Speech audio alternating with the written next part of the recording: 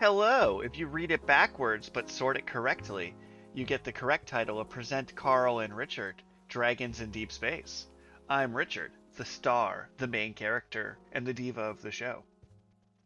I mean, I really don't think like you read that properly backwards.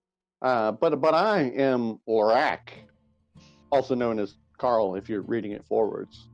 No. You can read the phonic symbols in their intentional pronunciation backwards, and it's more interesting. I don't know. Uh, I watched a show called 9 Ounce Mouse once, and someone walks up to someone and they say, "Rules are the rules. Celor Aristet Celor," and it turns out that Celor Aristet Celor is "rules are the rules," but backwards. I'm Yeah, not sure if but I actually pronounced it correctly or not, but you know. rules like laws are just threats made by the dominant social economic power. Fair enough. I regret asking this, but what's new with you? Also, I'm only giving you 7 minutes. Oh my. That's a problem because I got like 3 different things I want to talk about today. Well, you might have to pace them across the episode then, because if you're smart about it, you use one for 7 minutes and just segue into another one in the middle to catch me off guard. I would never be able to stop you that way. Fair enough. Okay. Well, so Also, you want... 7 minutes doesn't sorry? cover your what's new with you 3 times. Like, wait, you have 21 minutes of new with you material? That is an entire... For context, What? remember the episode where King Bradley fought the tank? Yeah, that fit in 21 minutes. Like, oh man. Goku versus Yakon and Spoff versus Yakon fit in 21 minutes. You can fit this in 21. You can fit this in 7. Come on. Okay, well, so do you want to hear what I'm calling capitalist dilemma? Do you want a pizza store anecdote? Or do you want holiday ghost stories? Oh man, you need to do it like this every week. This is a great method. Alright, I'm gonna go with... Oh, can I hear number 1 again, please? Capitalist dilemma. I will take a capitalist dilemma for 500. Carlix. Okay, well, you did choose the shortest one. It's pretty simple. My workplace offers an employee food discount, but unlike most sensible restaurants, it's not a percentage. It's just an arbitrary pricing for each individual item. The computer's been invented, right? Anyway, please continue. No. Everyone does, in fact, have a calculator in their pocket. High school algebra was wrong. But so, the price for a medium pizza, for example, is $9 plus tax. So after taxes, $10 will get you a medium pizza with the employee discount. Mini tangent. It's funny because I know we've doxed it before, but it's so much funnier the idea that someone would look up the prices and then look up the prices of all the pizza places in Canada to try and figure out which one you are. But with this arbitrary pricing though, it's like any pizza for $10, any medium pizza. But one of our employees has discovered that this means that you can add extra everything and still only pay that $10. So I saw a stand-up bit about this recently where when you're younger, hitting extra toppings makes sense because you feel like you're getting more perceived value and therefore more cheese obviously is a better pizza. But the more refined your palate gets, you realize that messing with the ratios just results in a worse tasting pizza because then you end up with soggy crust and improperly cooked toppings, and then the toppings slide off the pizza.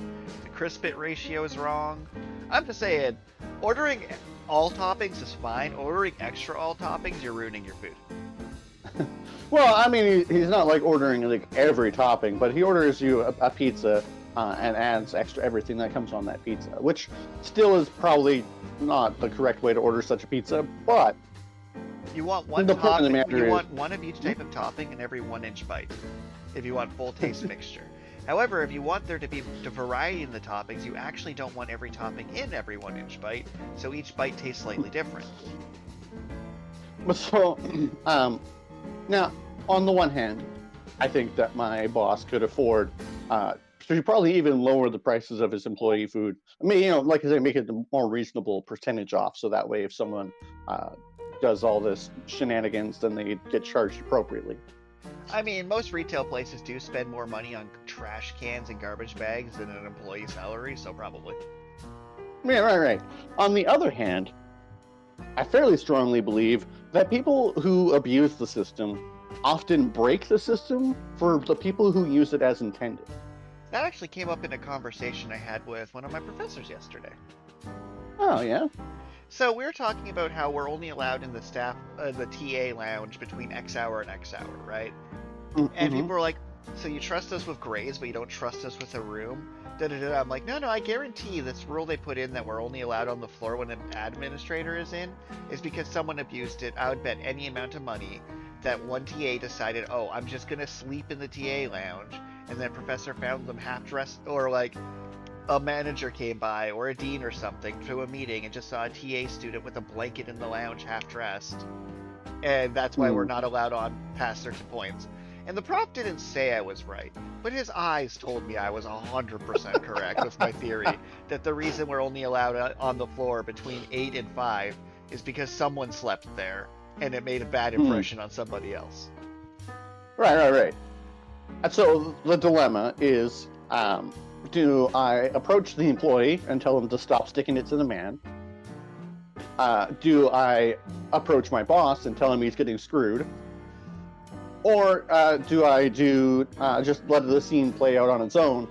Or is there some other fourth option that I'm not aware of? Keeping in mind that this is a capitalist dilemma, so there's no scenario in which my boss will just ignore this completely. So my first question for this debate, because this is a delightful topic, is are they the one making the food themselves? No, they are not making the food themselves. So here's the approach I would give. Rather than approaching him for food theft and blah blah blah, and the like, let's be honest, even after minusing $5 for the staff cost and looking at the cost of ingredients, every staff meal probably still breaks about even. Like, Right. We live in capitalism. There's a good chance staff meals regularly still make your boss like $1. There's no way you calculate a staff meal pricing so you don't become slightly ahead by doing it. That would just be bad business.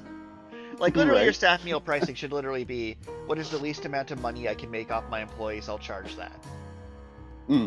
So, in this situation, I would give them a hard time, not for ordering extra everything, but for making the other employees do more work to make their food fatter, because it's more annoying to make, more annoying to cut, and is more annoying to read, looks bad on the system. Hey, the system says you ordered extra everything every time. Why you being a dick? Because, like, as an employee, I would be pissed. Like, when I worked at Redacted and Redacted, where we had a clearer divide between front of house and back of house stuff. Because at your Redacted location, most people do both, or they're just a driver. Mine had a pretty clear, like, we had waiters and we had cooks.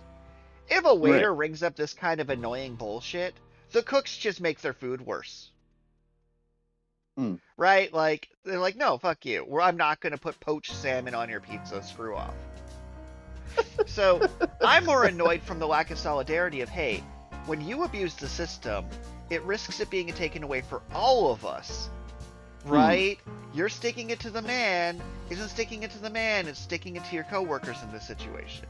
Because what's going to happen is people's staff meals are going to turn into percentage based and get less of a deal because this one person wanted extra pepperoni every time instead of just occasionally doing it where you'd get away with it forever. So yeah, I wouldn't approach him about internal theft, blah blah blah blah. I wouldn't approach your boss about it. I would go to your coworkers and be like, hey, you want to go have a talk to him about this? And make the coworker do it. Like the guy actually making the pizza being like, yo, you okay with making the extra everything every time?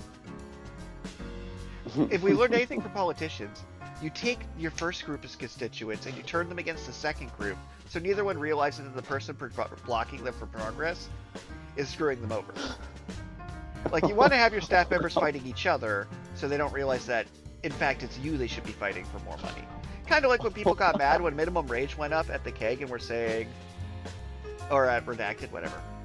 We're saying that, oh, the people now, because minimum wage went up, we make as much as the McDonald's across the street. This is bullshit. Minimum wage shouldn't go up. I'm like, you're idiots. What?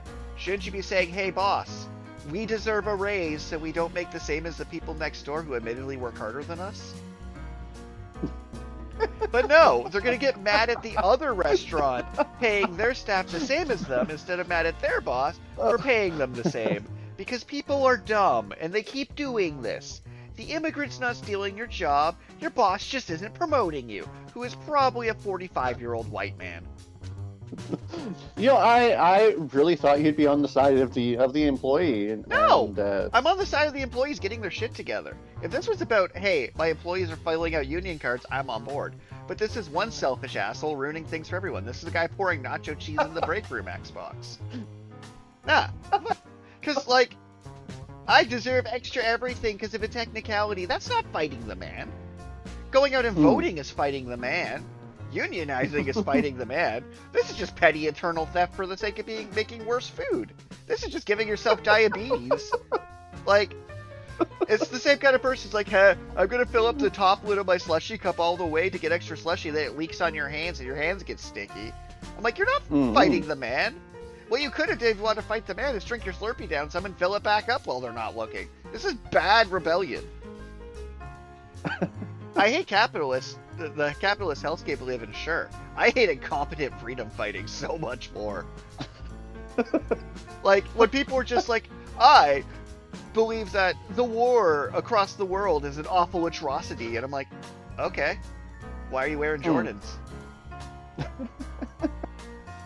And they're like, well, I'm going to boycott this restaurant. Like, they'll boycott a restaurant by posting on Meta that they're boycotting a restaurant because the restaurant funds this thing. But they posted it on Meta.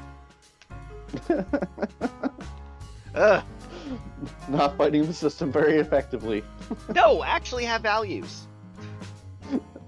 Formative values just drive me nuts. I'd rather someone just be awful than them look me in the eye and tell me they're a good person. Fair enough. At least if they're awful, I could just, like, I don't know, hit them with a kendo stick. I guess I don't know if he's actually trying to stick it to the man or if he just genuinely likes a super thick Vern's Pizza style pizza, but... No, what he's trying to do is get attention. Because, like, you don't order extra everything on your food every day. Like, thoughtlessly. Like, you're just ordering worse food. Like... I don't know. It's one of those things, his act of rebellion against the man is just inconveniencing the people at his level. It's ridiculous. So, what's new with you there, Richard? Alright, so, as you know, my semester's getting close to wrapping up, and I'm working on my 2 big papers. I have a conference to present at coming up. So yesterday was our last class in childhood culture something. So we went on a field trip. And you're going to be so jealous of this field trip. Like, this is going to make you want to go back to school. So, we start by going to what looks like a regular downtown Toronto library. This library has the largest and oldest collection of childhood literature in North America. Okay. Including, like, The Tale of the Three Bears written on vellum by hand.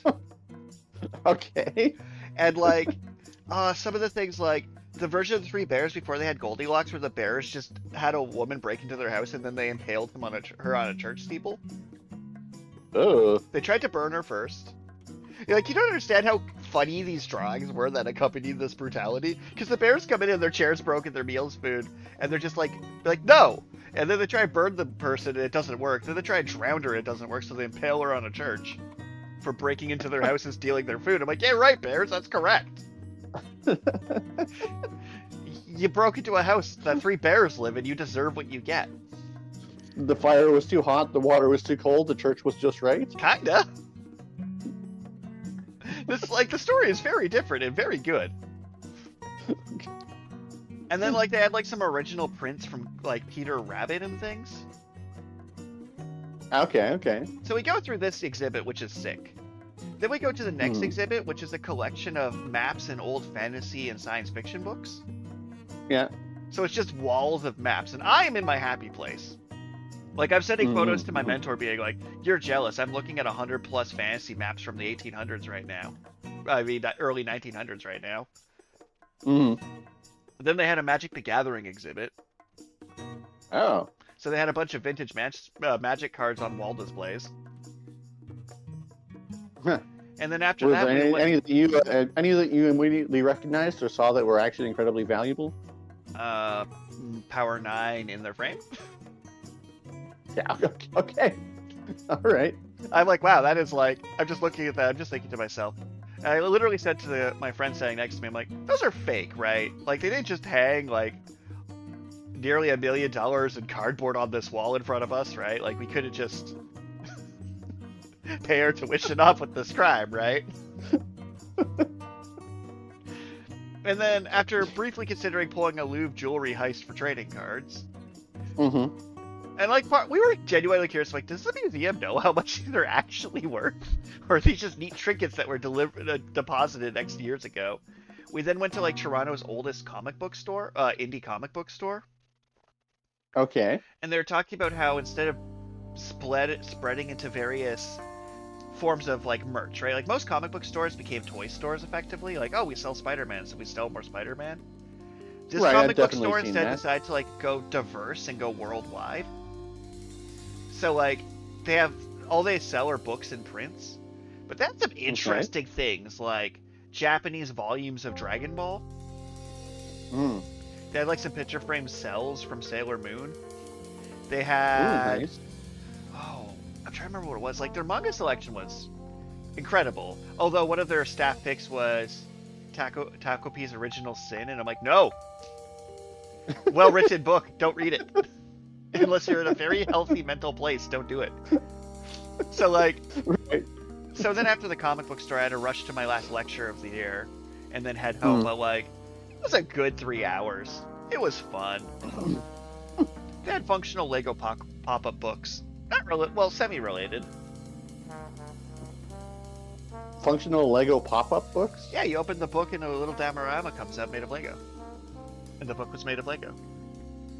So just had like pages that were as thick as a piece of Lego? Kinda. It was interesting. Huh. Yeah, that does sound pretty interesting. Yeah, I like how my What's New With Me was just yesterday. It's like, no, yesterday was good enough to be What's New With Me.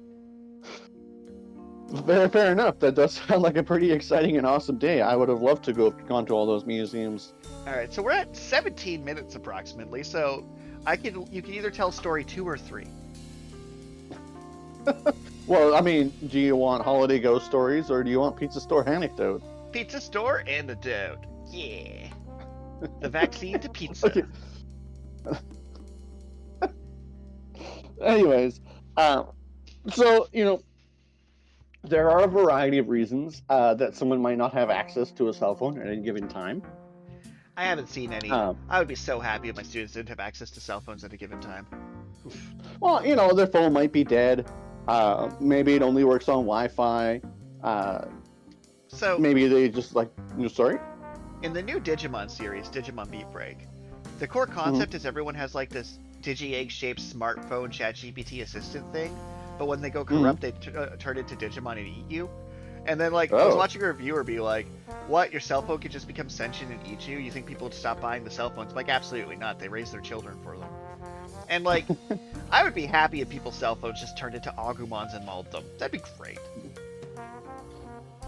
Maybe someone's out of cell phone minutes, so they can't actually use their cell phone or whatever. But if you're at like a friend's house or you meet someone and you ask them to borrow their cell phone or their cell charger or whatever, it's like that's reasonable. But when you come into a pizza store after dark, especially, and you request to use our phone for anything other than emergency services or a taxi, no, just no. I'm not going to lend you a charger. I'm not going to take your phone behind the counter and charge it for you. I'm not going to let you talk to some random person on the phone for who knows how long, and then that person calls us back all angry because the person they're trying to contact isn't there anymore. Or, like, no.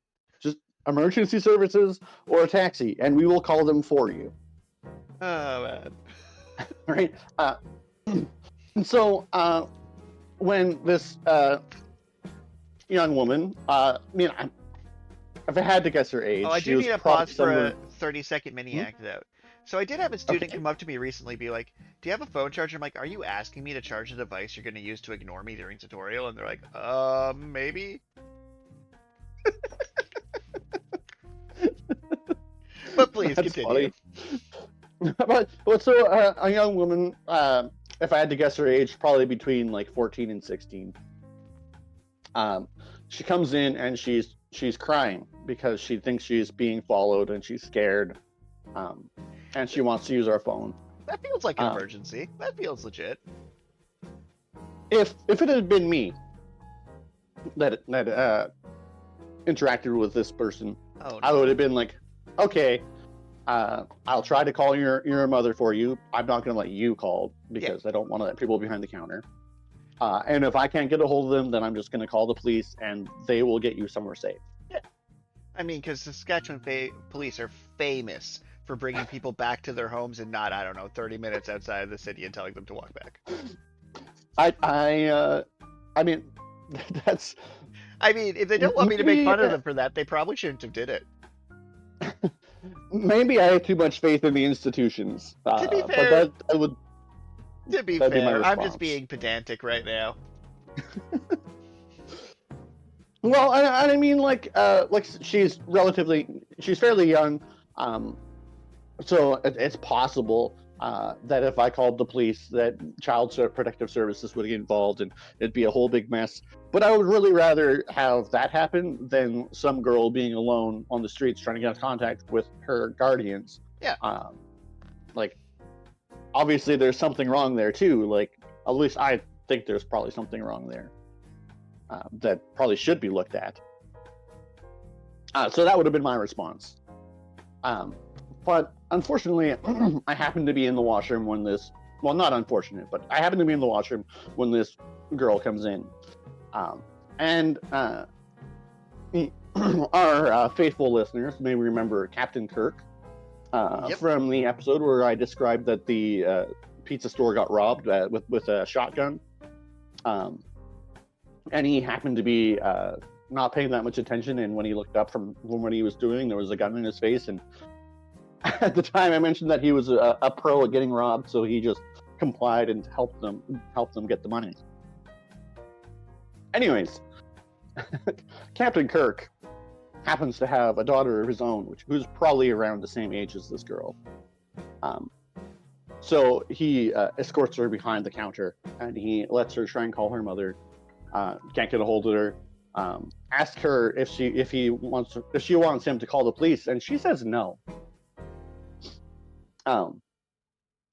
Which is like, oh, okay. I mean, I get that you're like scared and thought you were being followed, but like, isn't like, in my opinion, like I said, calling the police in that situation seems like the correct answer. Yes. Like a show I used to really enjoy. There's a theme of an episode where things kept escalating, and then they literally wrap up the episode. It's like, the moral of the story is just sometimes you gotta call the police. Yeah. So then she goes outside the front door. She's still on camera, but she's just like standing outside, I don't know, hyperventilating or something. She comes back in, she tries to call her mom again, still can't get a hold of them, or whoever she was trying to call. And then this guy in a high-vis vest comes in, and I haven't actually interacted with any of these people, but he supposedly corroborates her story that she was being followed. He doesn't have a car in the parking lot. So I don't know what kind of interaction he was having with this girl, or how exactly it was that, was he walking in the same direction, or that like he said that he did something to like flash a light at the guy that was supposedly following her. I'm a little bit curious whether or not this guy in the high vis vest was like actually the one following her and like pulled out a high vis vest after he was, after she went into the store, so it looked like he wasn't possibly the person who was following her. So I need to let you know something because of my mental imagery. So the first time you said high vis vest, my brain didn't think of the orange vest it was supposed to. I was picturing like this like weird like this man was in a tuxedo in my brain, and then it got updated to them like pulling a construction vest out and putting it over their tuxedo. That is where my mind palace is at. Please continue. I mean, I don't know. Maybe I'm being too suspicious and constructing some sort of story there, but I don't really understand this guy's interaction with the story, except that like she went outside again and he was like talking to her for a little bit, and she did come back inside, tried to call her someone again, and ultimately, she can't get a hold of anyone. So we're just like, okay, whichever driver is last, should probably just take this girl home, because like she needs to get like somewhere. She doesn't want to call the police. So yeah, the story doesn't really have a riveting ending. It's just the delivery driver took her home, and we paid the driver $5 to do it. Okay. I asked the driver afterwards if he had any more details about what happened, and it's like, no, she just basically said thought she was being followed, and then when I dropped her off, she got home safely, or got into the house at least. Man, so it's like, there's no amount of money on earth where I would give a student a car ride home. Like, I would absolutely call like security for the safe walk system and possibly call them an Uber, but no, somehow that's sketchier than the person chasing them. Is being like, you random pizza delivery driver, I hope you don't harvest organs as you give me a lift home. I am a little bit surprised that THC accepted the offer of getting a ride home from the random pizza delivery driver. Right, like, that's so much more suspicious than thinking someone might be following you. Well, and then she didn't want us to call the police. Again, I suspect maybe because she was worried about Child Protective Services. Like, maybe this is something that's happened before, that she was left alone at or maybe like she after owes a midnight. drug dealer money. Like, there's like something. There's like children can commit crimes. Well, exactly. Like, watch her just like robbed a store, had like 6 stolen iPhones in her pocket, and then Major Pizzeria an accomplice. Okay, well, I mean, I'm hoping that the best outcome, we avoided or helped prevent a potential kidnapping or assault. And I'm hoping it was a 35-year-old woman who just scammed you guys into being complicit to a crime. It is true. Humans are notoriously bad at. I thought you were about to just say humans are notoriously bad and just leave it there, because you're not wrong. Notoriously bad at guessing ages. Oh yeah, like I get it like every day of my life because I look like I'm 20. I get that constantly. It's like, how old are you? I'm like, I've lived through 3 apocalypses. Do the math. Well, yeah, we all know that you're actually an immortal eldritch being, so you don't even know how old you are. Well, that and like between 1990 and now, there's been 3 legally distinct apocalypses. Legally distinct. Well, we had the Y2K that was going to kill us all. Mm-hmm. We had the Mayan calendar. Interesting side note. The Y2K. I don't know if I mentioned this on the podcast before or not, but it was actually a genuine programming issue that the date was going to roll over. But people have this because we biases. We outsourced all that work to India, and that's why there's all these call centers in India now. It's because we outsourced all that work and for Y2K. Well, it's funny. It's like Y2K people be like, nothing happened. We're like, no, people fixed it. You're missing this part. It's like when people are like, well, the ozone layer fixed itself. I'm like, no, it didn't fix itself. We fixed it. I just find it interesting. Like at the time, I had no idea. I was just like, yeah, obviously this was nothing, but it actually significantly changed the global landscape.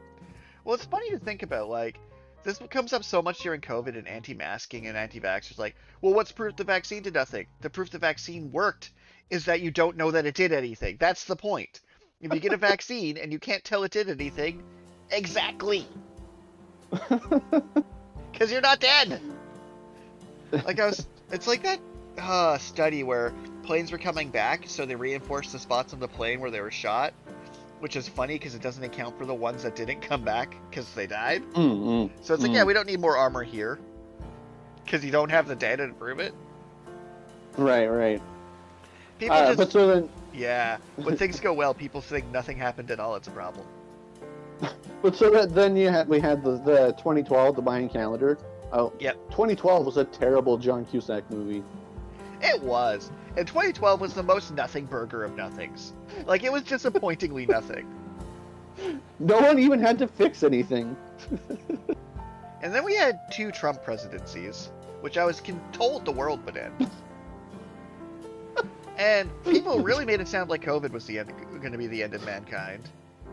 Mm-mm. Now we're at the point where it's like someone in my cohort tested positive, or like, damn it, and that's it. That's the entire extended reactions. Damn it.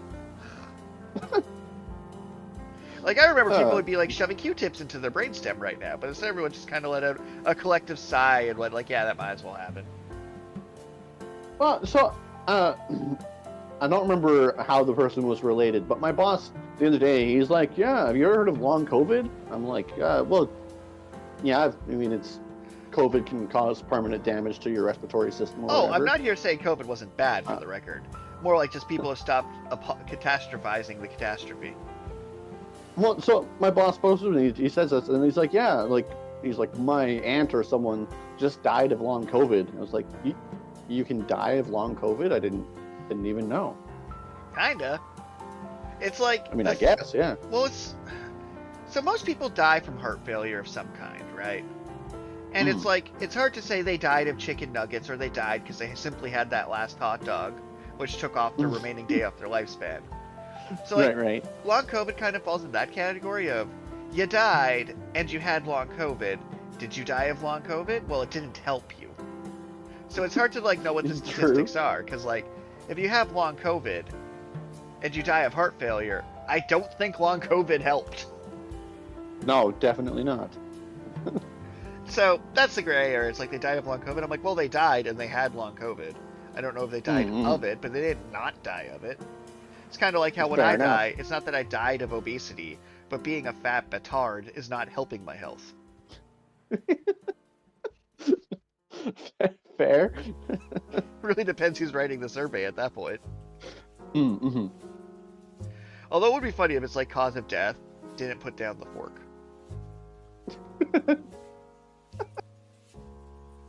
No, I'm not fat shaming. I'm not Robo Coco.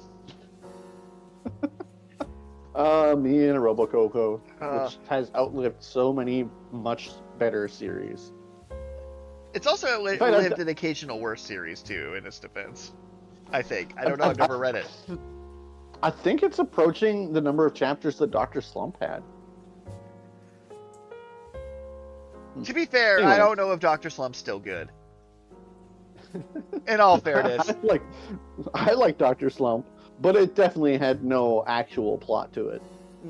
Dr. Slump, you know what actually had the most Dr. Slump energy was probably Psychic Detective Chozero. Yeah, it was pretty Dr. Slump energy. But I believe we can move into our topic today, and then partway through this episode, you can then slice in your third story about ghosts. But on to our topic today, fan parodies. So you know what I absolutely despise, and I'm just going to give... You can start a timer and just go beep when I use up my minute. I'm only allowed 1 minute for this rant. You ready to say beep in 1 minute? Okay, yeah, let me get my timer here. I wasn't prepared with that. Be prepared. All right. You have 1 minute. Go. The worst thing in the internet is people taking clips from anime and putting the whoosh whoosh music behind it and being like, look at this awesome anime moment, and it being worse than the music. I keep getting Bleach videos in my feed that have him do his awesome return gets a Shoujo dodge you idiot scene, which is a sick scene, and they put in generic crap filler music when Bleach's best aspect wasn't soundtrack. And I'm like, no, I'm not giving you a like for taking a clip from something I already liked and making it worse and doing the whoomp whoomp whoomp thing of flashing the scenes back. No, that's not fan content. That's not even recycling. It's just garbage. And so much of it is like, what if I take a clip of something cool and make it worse and put it up with a generic filler name? I'm like, who are these bots even trying to scam? What is the value gained here? Oh, I hate it. I hate it so much. God, it pisses me off. And time. Nailed it. That was pretty good. Anywho. An excellent 1 minute speech. I hate those so much. Well, so, I mean, those don't even really fall into the category of parody, though. Which is like, bad. Well, and that's just like someone who really likes the content, but I don't know why they feel the need to repost it, but no, worse. they really don't really like the content, right? Because, like, they're just trying to get click engagement. It's like when you'll see a video that, like, misquotes an anime to try and get someone to, like, rage click it or something. I don't really know what the Mm. goal is. But if you really like Bleach, Mm. and you have the Aizen catches Ichigo scene, you wouldn't replace the music with da da da boom boom boom. You're just bad. You're going to hell. I will find you. All right, all right. But on the topic of, that is my example of the worst piece of fan expansion of a media. Because, like, I kind of talked about in the What's New With Me that we went into a class about the idea that fans will, like, write fan fiction, do fan parodies, do fan project to, like, expand the IP past its original. Right, like Wicked, which was a fan. Like, I didn't really like the second half because it didn't actually mesh that well with the source material, The Wizard of Oz. But it is a fan fiction that does really greatly expand upon the universe of The Wizard of Oz. The dirtiest look I got all semester is when I called Dante's Inferno Bible fan fiction. He goes and meets his favorite authors, and he sees all the heaven and the philosophers, and goes on his adventure through the Bible. It's fanfic. Only thing that, like, the only difference between that and current fan fiction is at some point in Dante's Inferno, they edited out the scene where he makes out with his idols. Because it feels like it was there in the original.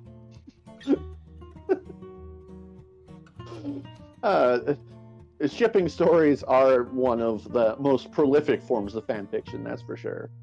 Well, like, my favorite piece of, like, fan culture, I just love the fun fact that technically the most successful piece of fan fiction is 50 Shades of Grey. That's just funny.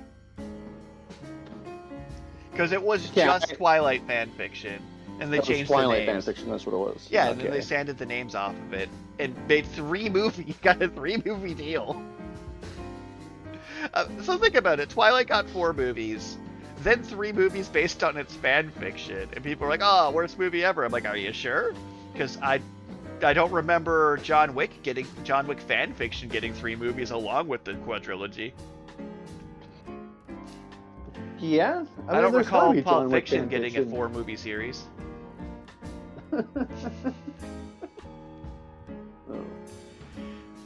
I wouldn't be surprised though if some of these Marvel spin-offs were literally people looking on the internet for fan fiction and just stealing it, and then having AI rewrite it into Loki season 2. Maybe.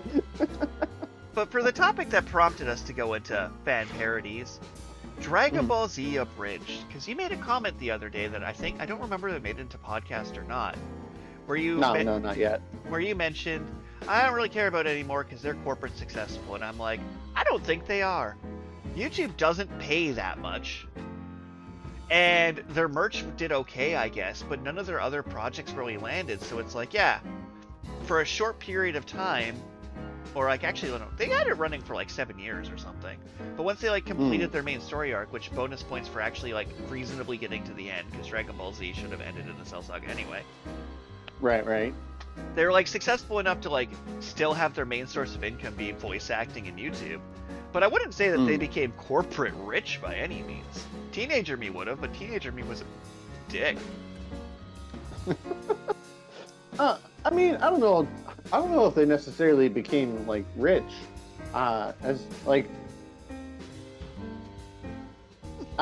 you say, none of their side projects during the time that they were doing Dragon Ball Z Abridged really seemed to like actually land, and it seemed like they were doing like more of like the Let's Plays and just like, oh, I'm gonna react as Vegeta, and this stupid side content.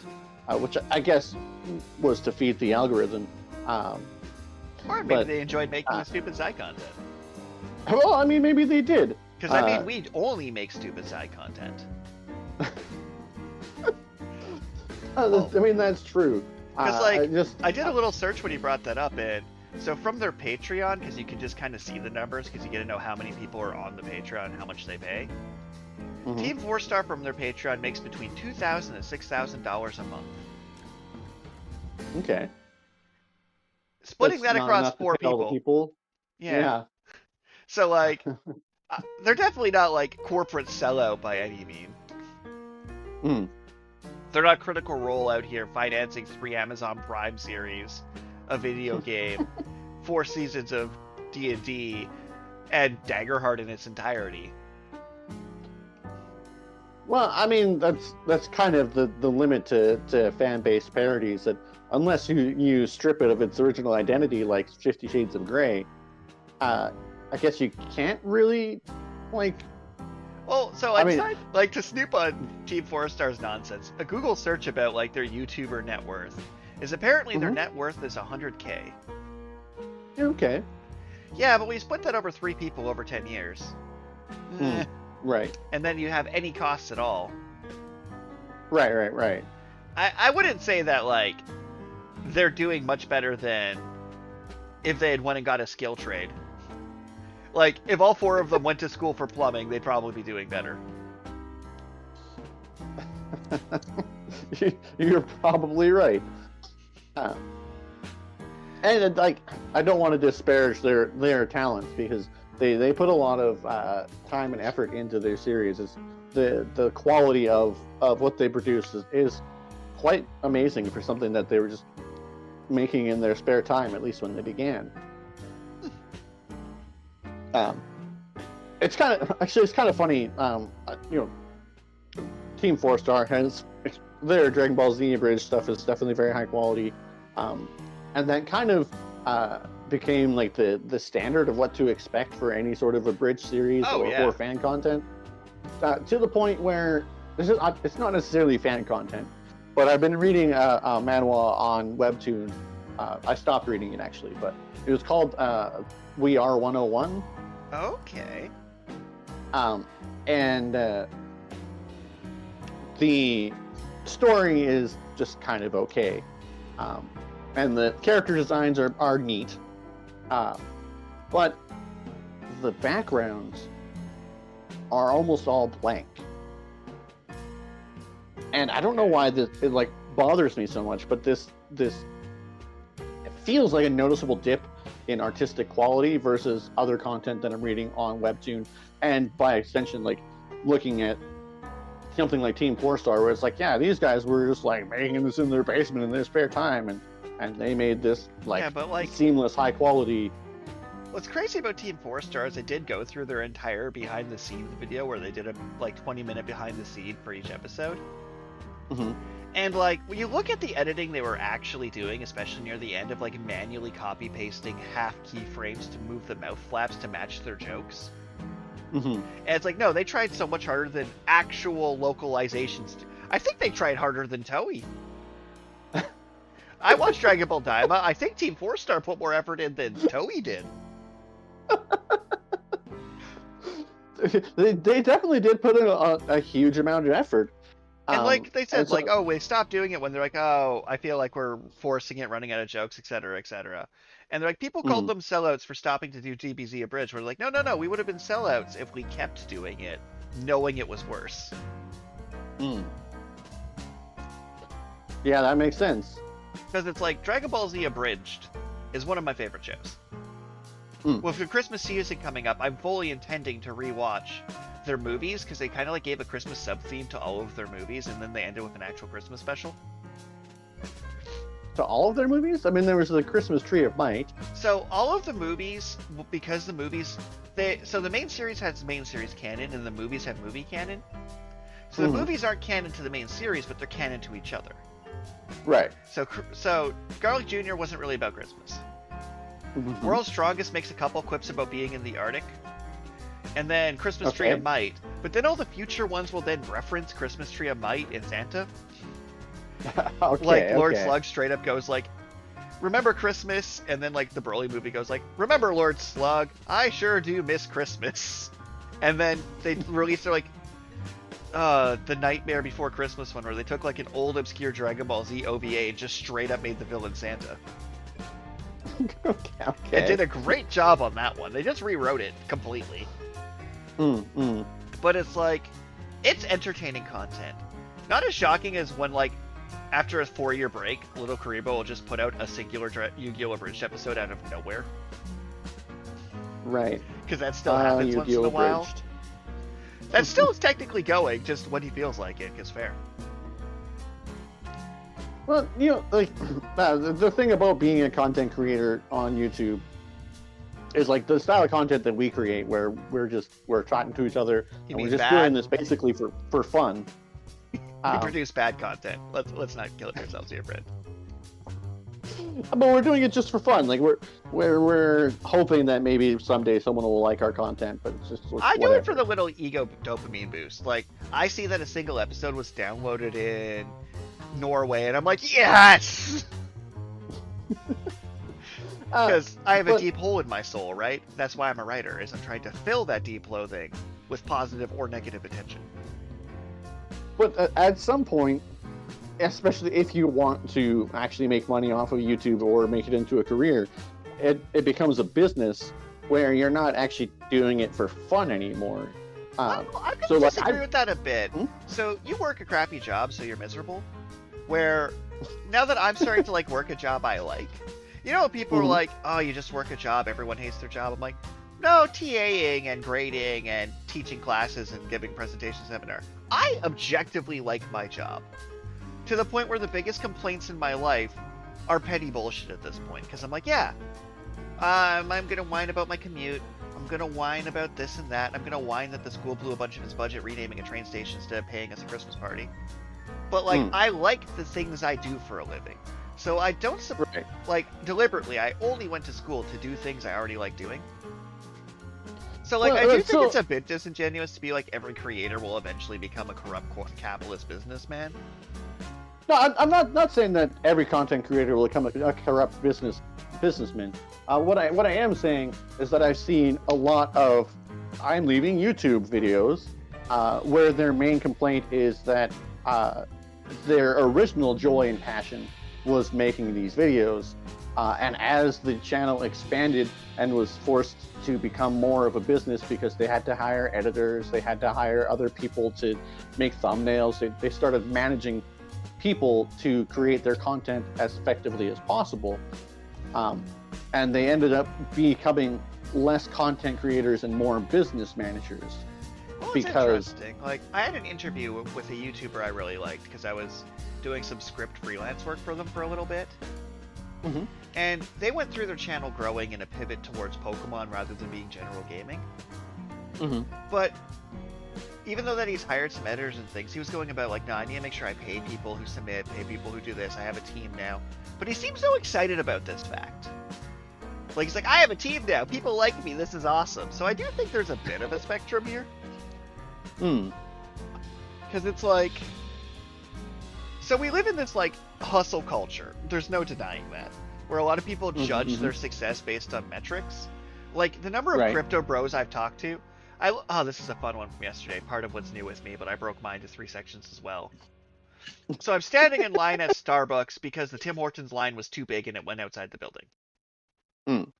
And I'm making small talk because I tend to make small talk. My fake extrovert impression has gotten really good. So I make it small talk, and I'm like, oh yeah, I'm a TA, and they're like, I sell cryptocurrency, and I look them dead in the eye and be like, oh, so you rip people off on a Ponzi scheme using a product that has no value to the world. And they're like, well, the thing about decentralized currency, I'm like, the thing about it is it's literally the exact same as Pokemon pack scalping. Like, what you're doing is you're creating artificial scarcity to make a profit so people invest so you cash out. And, like, it's not bad that you're making your money by ripping people off, but are you happy with what you're doing with your life outside the ripping people off? Like, you're using that money to go to school, that's fine. Are you planning to go to school to add something of value to the world, or is this just the next step of your Ponzi scheme lifestyle? Oh man, these statements must become so much harsher when I'm in my professor like suit outfit and look like an actual adult being like, yeah, do you add anything of value to the world? Because, you know, crypto's a scam. It just is. Like, yeah, there's no reason it needs to exist. People are like, well, what about international transactions? Like, we have pay services like PayPal, like, which also is a bit of a scam, but that's only because the centralized bank system scammed us so hard that we'd rather trust Elon Musk with our financial transfers than RBC. Fair enough. But, like, the reason I bring up Crypto McBro here is that when people believe the secret to happiness is to be the best at their thing, they're screwed. Do you Hmm. remember when like Xbox Live was first becoming a thing and you could see leaderboards? Vaguely. So I'm thinking like way back, when I was a small boy playing Geometry Wars, I think it was, and they started adding leaderboards. So you'd look in the first 10 pages were all max score, Right. and you still see that now where you look at these leaderboards and be like, these leaderboards are literally impossible. Because like a side effect of globalization is we've kind of spread ourselves so thin that it's like I'm going to compare myself to every human on Earth. And when you do that, it doesn't matter what you do, you become impossibly bad at that thing. Like we got Elon Musk being dunked on because he's bad at Path to Exile. And he wouldn't have that problem if he just played with his actual friends once he finishes 3D printing those. But it's like a lot of these YouTubers are like, I have to do this to get the views, to clicks, and then I'm like, you don't have to do any of this. You don't, though. You don't have to be the best YouTuber. That should never be your objective. Idiots. Bringing this back around, it's too bad that Little Karibo doesn't post content more frequently because Yu-Gi-Oh! Abridged was a great abridged series as So well. good. Screw the rules, I have money. That's just so much of my dialogue I use in day-to-day life comes from Yu-Gi-Oh! Abridged. But I do have to respect him for, continuing to do content that he actually genuinely enjoys. In the most recent episode of Yu-Gi-Oh! Abridged, he does this bit, which is so funny because of the context. So a character starts explaining how link chaining works in Yu-Gi-Oh! Cards. Okay. So two people are having a match, and a character, Rebecca's like, well, it's like, why'd this card do this? It's like, well, it follows the chain link, and here's how, like, the trigger stack goes. And the character's like, I've never heard any of these words in my life. What are you talking about? This is not how Yu-Gi-Oh! Is played. And I'm laughing so hard, because I'm like, oh, man, you're 50 episodes into Yu-Gi-Oh! Abridged, or like 60-something, and a character's explaining how the stack works. And that's just so funny to me conceptually. Because, like, the meta bit being that, oh, after 20 years, a character's like, here's how chain linking works. And I laugh so hard. Because that joke hits so much harder by it being, this Yu-Gi-Oh! Abridged has been going for how many years? And no one at any point has cared how this game works. That's just pretty funny. And then it's just like, and then the retort to the character's like, women don't know how to play card games. You're lying to me. Women have never won a card game in this show.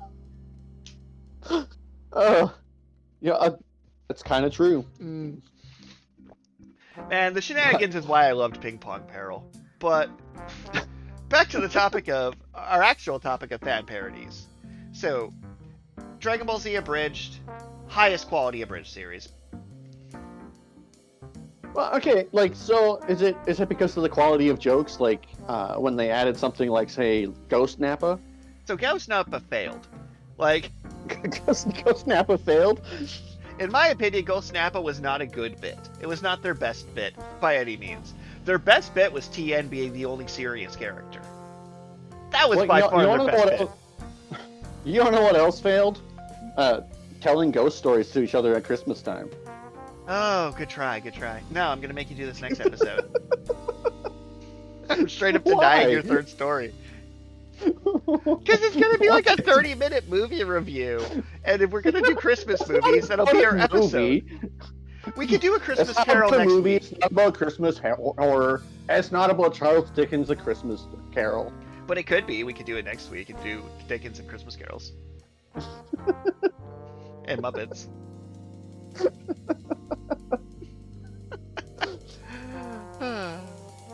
But moving on from my complete interruptus of you, do you remember Escaflowne Abridged? Since I think Abridged series is going to be our topic here. Right. Well, I mean, I've watched. The Dragon Ball Z Abridged was simply the pinnacle of YouTube Abridged series. Like, Yu-Gi-Oh! Abridged is probably in second place. But anything else, it's like I didn't really rewatch any of their content. It's like I watch it once, I would laugh, and then I would move on. So it's like I remember Escaflonia Bridge vaguely. Beefcake. The only line I actually remember from that is no one would deny an old man a sandwich. Like, the joke about Escaflonia Abridged is original Escaflowne was such like an esoteric show. I do think the Abridged series is why I understand what happened to the original. Because the original didn't tell you shit, so you're like, this is our wish plan. I'm like, I think they actually explained it. Because I don't think the original bothered at all. Fair. Another thing, like, on the topic of fan projects, though. So Capcom recently released, like, their new fan game code of conduct. Okay. That basically says if you don't make over $1 million, they don't care. Just don't put sex scenes with their characters. Yeah, that makes sense. And they, like, basically announced you're free to make fan-based stuff. That is fair game. If you're fun with it. Like, so they're basically like, don't make a ton of money. You don't own our properties. And don't sue us, we won't sue you. And if you make a ton of money, yeah, you're going to have to pay tithe and bend the knee. A side note, you know who else doesn't own Capcom properties? Ghosts? No, Magic the Gathering with their Monster Hunter product that they canceled their secret lair because it just imploded. No one in the Magic community liked the cards, and no one in the Monster Hunter community liked the cards. So they're just like, yep, it's doing so bad, we're just going to cancel it. It's funny because, like, for Magic crossovers, which are, like, the worst, I actually, like, intellectually, that one kind of made sense to me. I'm like, okay, at least there's, like, enough mechanical overlap. I could picture how this could work and not just break immersion. But yeah, the reason I gave the Capcom rant is, I recently played a game where someone took Mega Man X8 and remade it in the Super Nintendo art style and rebuilt the entire game from ground up. Oh, wow. They took the stages that were lame and added more stage to them, and, like, they kept all the, like, iconic things that were in X8 and removed all the bullshit, replaced the artwork, and then some stages that were just like a mini game or a gimmick, like Ride the Hover Bike, they added an actual stage to. Okay. So, Mega Man X8 D-Make is actually the best version of that game by a very wide margin. Like, unreasonably better than the original game was. Okay. Like, to the point where the boss rush at the end, instead of fighting one boss at a time for the boss rush, you fight two of a time of your choice. So you fight, like, 2-on-1 battles to keep the boss rush actually interesting. Yeah, it was just a sick game, and I'm like, fan projects. I love me a fan project. Any weird fan projects, be them fan mods, fan dubbing, or fan things come to mind that you thought were sick? Other than that time we were totally going to abridge Ninja Turtles, and it would have been awesome. Well, yeah, that would have been awesome. I actually, like, downloaded some of the episodes, started splicing episodes together, but it never materialized. That's sad. Like most of our projects. I know who we are. But no, I don't know why, but I almost avoid fan projects because I'm like, why would I want a fan project when I like Smogon, where that's a fan project, and then they started, like, making their own Pokemon, and it's like, at that point it's like, why not just make your own game? Like, yeah, when you got to, like, when Pokemon Showdown got too far. Yeah. Okay. I assume it's still, like, going on, but it's like, it was a huge fan project, and it was an interesting thing to try out. But then it's just like, well, it's funny, like Nintendo why announced their, like, Pokemon game? Champions game that's basically just Smogon, Pokemon Showdown, where Smogon was, like, the resource site and Pokemon Showdown was the software. Yeah, that's true. But yeah, like, now they're gonna, like, oh, we'll steal that. I don't know, like, fan projects are interesting to me. Like, in the TTRPG community, for example, you can have a homebrew for any fictional setting ever. But I remember one of my friends who I'm like, I could run an Avatar campaign or play the Avatar TTRPG. Like, you would just ruin Avatar. It's not you personally. Anyone would just be worse at GMing Avatar than just watching Avatar, and you would ruin the setting. I took that poorly at the time, but I think she's right. Well, when we look at our the Critical Role campaign that we tried to play, and then it ended up really having almost nothing to do with Critical Role or the setting. Which is Like, funny because it's like I had watched at that point like 800 hours of Critical Role, which like is funny to me because I'm like, no amount of Critical Role based education would actually help run that campaign to have the vibes, because it's like, unless I'm Matt Mercer, I'm not doing right. the NPC voices justice.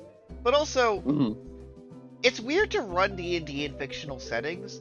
I like love the idea of it, but I don't think I'd ever actually click that well, because then you're adding like weird artificial, you know how in like Star Wars properties they just always feel the need to have a Star Wars main character name drop themselves? Yeah. It never goes well. Right. So it's like, say for example, I already used Daggerheart to run a One Piece campaign. I've been bored on the bus. I have all the rules I would need to make that happen. Right. I would just make a Devil Fruits, a transformation card. Describe all the spell casting as, oh, you're using objects and shell things, or you have to explain how you use your Devil Fruit to cast the spell. Like, Right. it's doable. Like, it would not be that hard. A lot of Daggerheart campaign frames are only like 4 pages. I could, in 4 pages, give you everything you need to make a One Piece campaign. But I don't think that would ever be better than if I just ran pirates and made it up. Fair enough. But what do you think about that? Like, if I were to like pick a fictional, like, let's go with the Dragon Ball Z tabletop RPG. That is the thing that people in our personal lives has shown like the most interest in. Oh, they would totally play a Dragon Ball Z game. Right. I don't think they would. I think they're bluffing. And I could absolutely run it too. Like, I have an encyclopedic knowledge of the setting. Yeah, no, like the TTRPGs in particular, it's like D&D has become the de facto, and people are actually kind of scared to try anything else. Well, not just try anything else. It's like the idea of this fan works situation to kind of like stay on topic. When D&D is like, here's some Magic the Gathering settings. I found those worked fine, but the branding didn't help. Like, for example, for when we were running Watersdeep, and I'm like, oh, this Watersdeep book doesn't tell me about anyone in the city of Watersdeep. I'ma just grab the Ravnica book and superglue it. That worked fine. It gave me all the NPCs I needed. But, like, Niv Visit wasn't special enough to make it matter. It just was a smart dragon that ran a guild. Although... Yeah, I definitely agree. The Ravnica helped build the city of Waterdeep, but it wouldn't really be worth running a campaign of its own. So it's kind of hard to create a for tabletop RPGs. It kind of seems hard to create a fan-based content around them. And then there's always a fan-based content. Like I was kind of alluding to when I was giving my rant earlier about comparing yourself to the entire internet with everything you do. I love stage editors and character creators and custom costume making and things like that. To the point of making Fox McCloud a stormtrooper in Smash Bros. Brawl. However, and I'm curious your thoughts on this, when you start doing things like Mario Maker, I find that, like, it skews too far to, like, people's over-elaborate art pieces or their impossible-to-play levels, like, take up the entire storefront, and just a competently made level doesn't show up? Well, so, yeah, so that sort of fan-based content, the level creators and editors and stuff, like, now that you mention it, the Smash Bros. Brawl homebrew, actually, no, I didn't really like the Smash Bros. Brawl homebrew. I liked that you could reskin your characters if you laid out your image in the correct pattern or whatever. That was hard. But changing the mechanics is like, well, again, like, I guess you don't really have the means to make your own entire game, especially for the platform. But again, it's most of the time when I see fan-based content like that, like Smash Bros. Brawl minus, as it was called, I believe. I wonder why people don't just make their own game. Well, to But kind of then follow that one up, oh, go ahead first. well, no, bring that around to Mario Maker. Sorry. Mario Maker allows you to make the individual levels, but you're not really making an entire game. And so the individual levels have like this limited appeal where you have to either go big with your art piece or go super hard with your impossible to do level. And this well-designed level in a vacuum is meaningless without, the rest of the game. What's interesting too is they added like an overworld, but didn't allow you to have multiple exits, so the overworld was literally just a fancy menu. Because it's like you can't like branch it or anything. So it's like Mario Maker's interesting because the more you play it, like the more restrictions you have, where a lot of people will still just hack Super Mario World because you can do more that way. Right. But I do have a mini rant that I'm going to get to. So, okay. We've agreed legally that Dragon Ball Z Abridged creators should not make money for dubbing over Dragon Ball Z content, right? Okay. We agree that people should not make money for making a homebrew Mega Man game, right? Okay. Okay. How come ChatGPT gets to do it and make money? How come they can just scrape all of Dragon Ball Z, put in their Sora 2, and have you type in a prompt to make your own Dragon Ball Z scene, and that's not illegal? Because that's the same thing, right? Like, all AI-generated content is just bad fan content. Like, if you had ChatGPT elevate to the point where you can just say, make me a Mega Man game, it would just do the exact same thing these fan projects do of stealing the sprites and re-scripting it and putting together their game. But we're not allowed to make money, but corporations can? What the hell's going on with that? Am I just high or something? Because I don't understand why it's illegal when a person does it, but not a company. Well, I mean, do they make money off of it? Yeah! You buy it! And you can copyright what it makes. You can copyright the videos it makes you and the text it makes you as your intellectual property. Really? Yes! So they can feed my book into a machine, literally take the word file to my book, put in ChatGPT and say, rewrite it less gay, output it, trademark it, and publish it. And they're like, oh, because it's in a black box, I can't prove how much of your novel it stole. What the fuck? How come it, like, how is that possibly fair use, but dubbing over clips isn't? Ridiculous. Truly absurd. But yeah, like, also, how does Mario Maker 3 not come out on launch with Switch 2 when one of their big features is their new Switch motes are, work as a mouse? That blows my mind. Huh.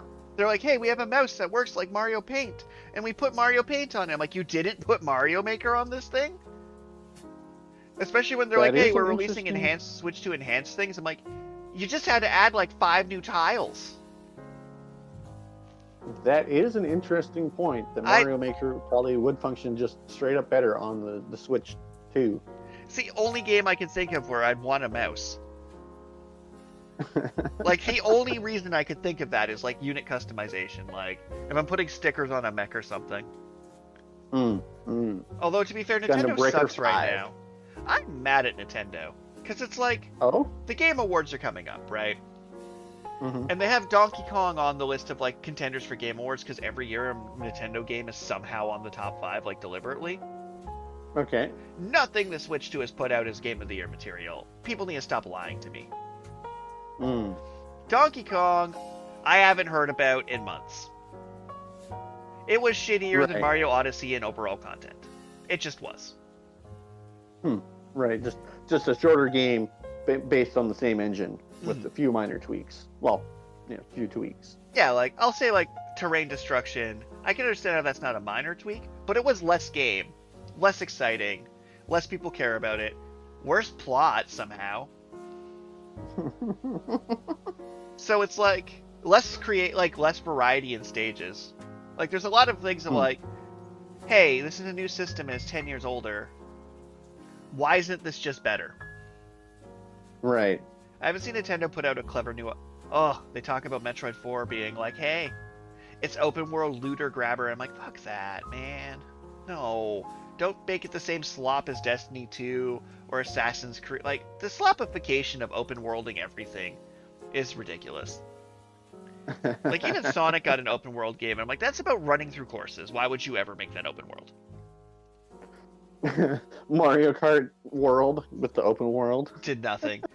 Kirby has customization going where Nintendo's having to banhammer people making inappropriate carts every day of their life.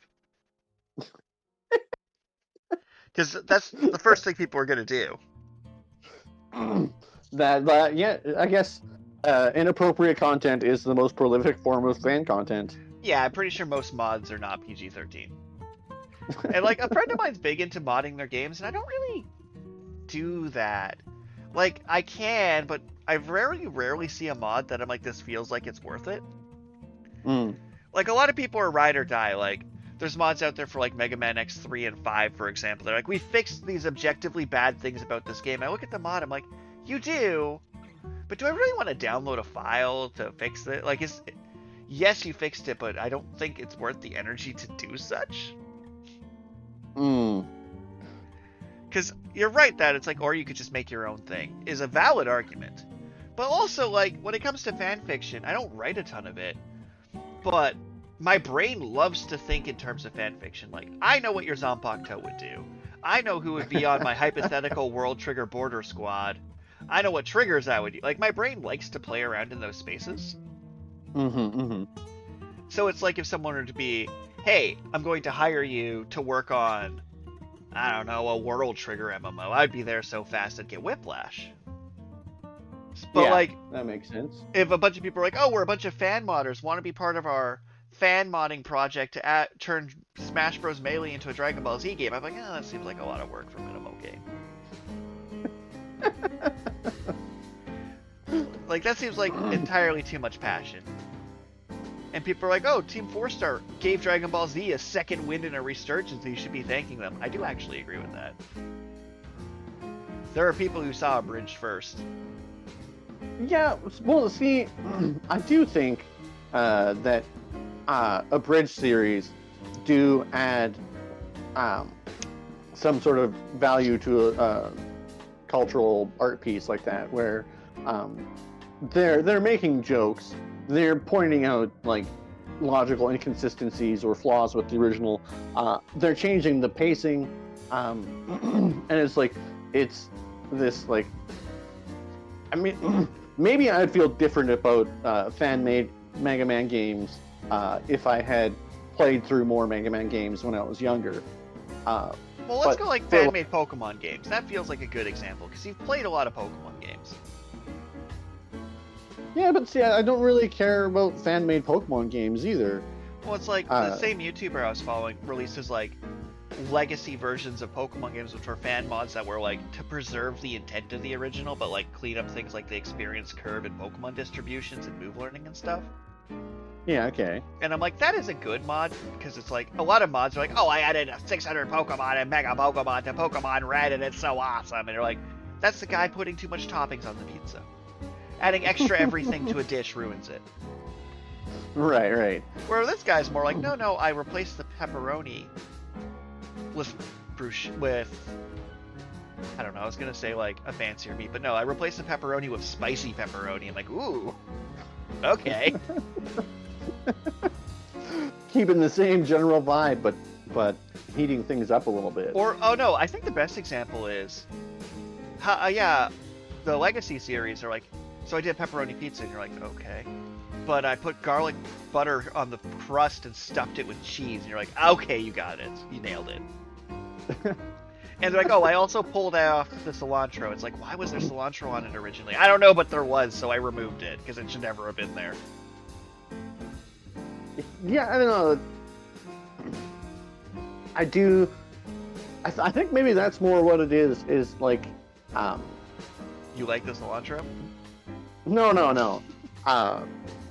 When people try to change the content instead of preserving the intent of the original, I think that's what I'm just like. Well, I don't understand mods in general, because it's like if you're adding something ridiculous like a minigun that shoots mini nukes to Fallout 4, and it's just like you're not preserving the intent of the original. You're just like adding something ridiculous and dumb.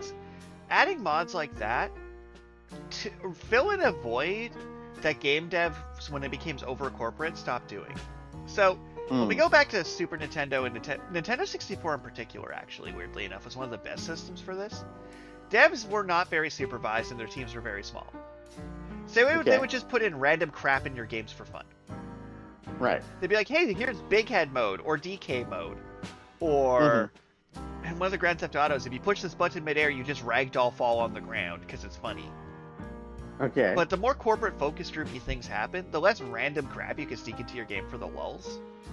So the Fall Gun minigun makes me think of in Command and Conquer 2, Age of Empires 2, where there's a cheat code to put in the Back to the Future car with machine guns on it.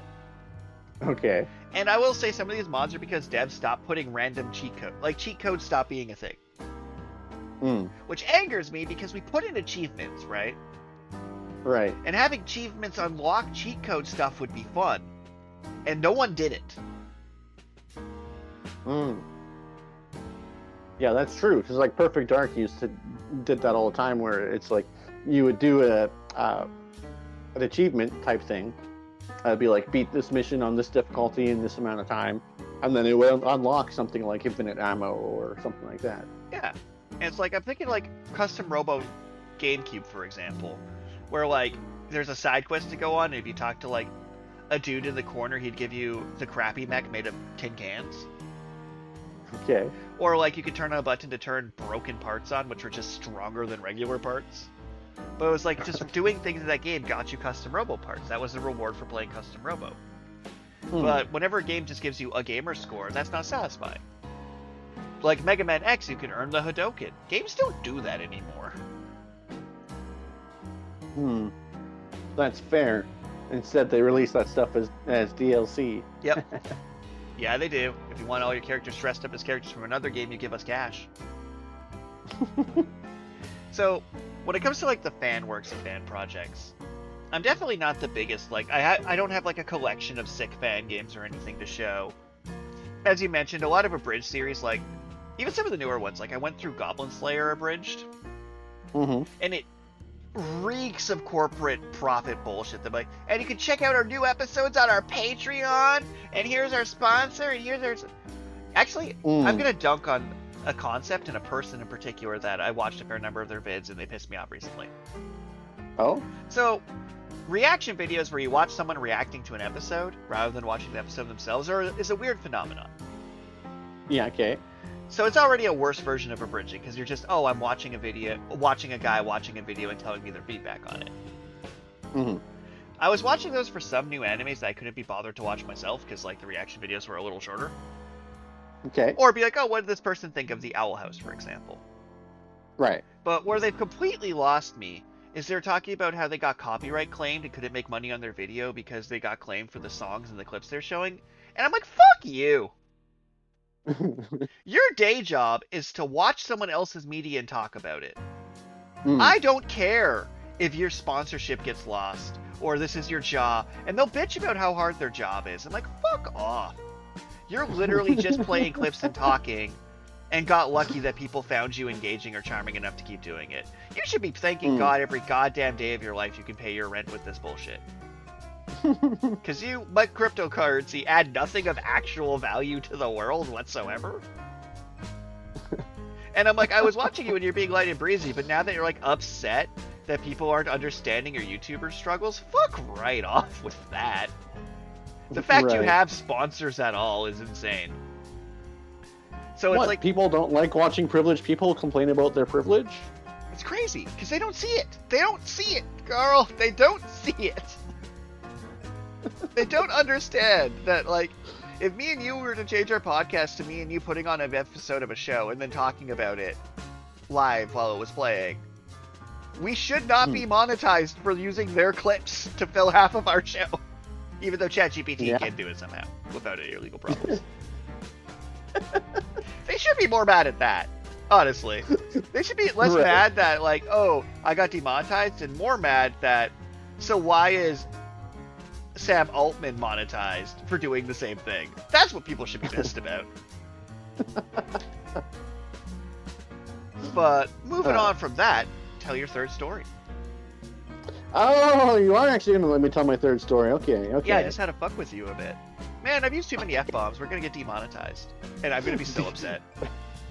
Because we were totally monetized in the first place. I do find it funny, like, we haven't gotten like a copyright strike, but we've gotten a couple of, do you own this background music? And I'm like, do we? No, not really. I didn't think anyone was that upset about. I put in the credits that we're using the HD remastered background music from Dragon Ball Super, but I guess I'm upset. Oh well. Okay, so no matter what time of year you're listening to our podcast, Christmas draws closer. Like the holiday. Oh, I need to season make is a bit getting closer. first. I need to make a bit.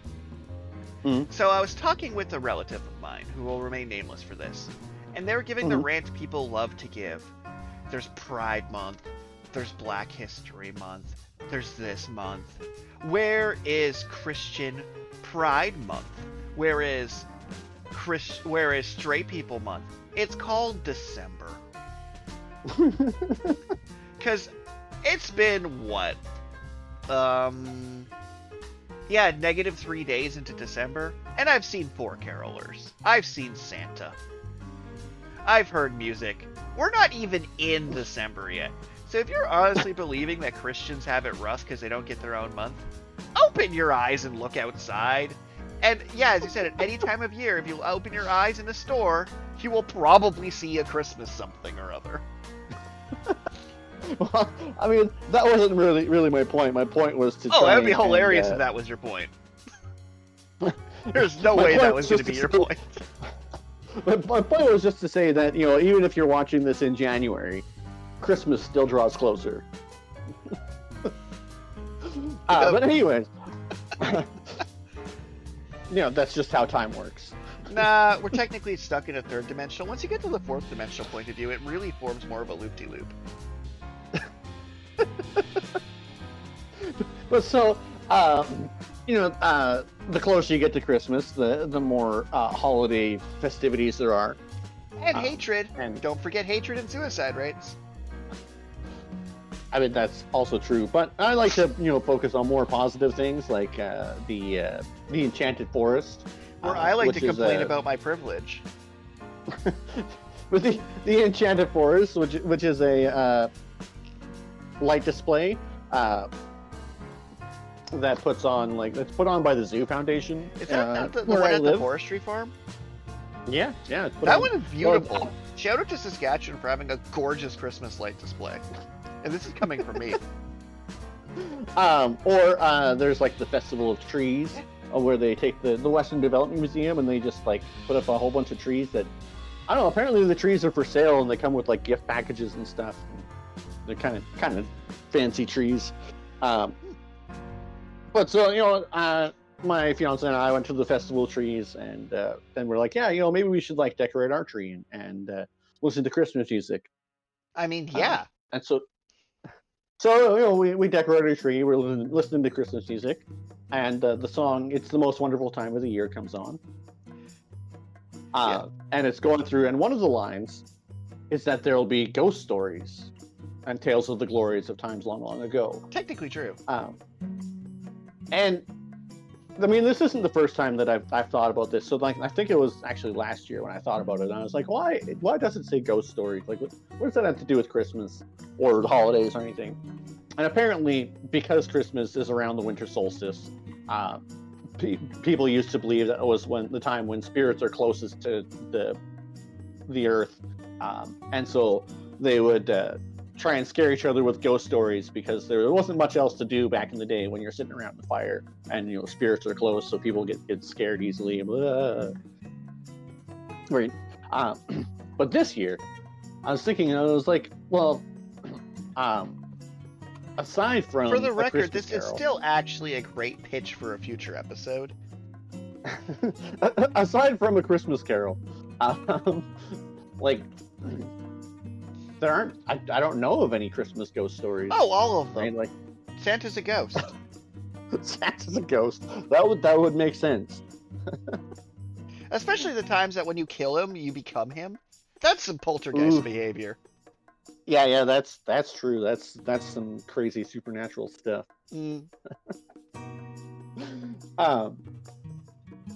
But so I managed to find a website that had 12 ghost stories, Christmas ghost stories, they say.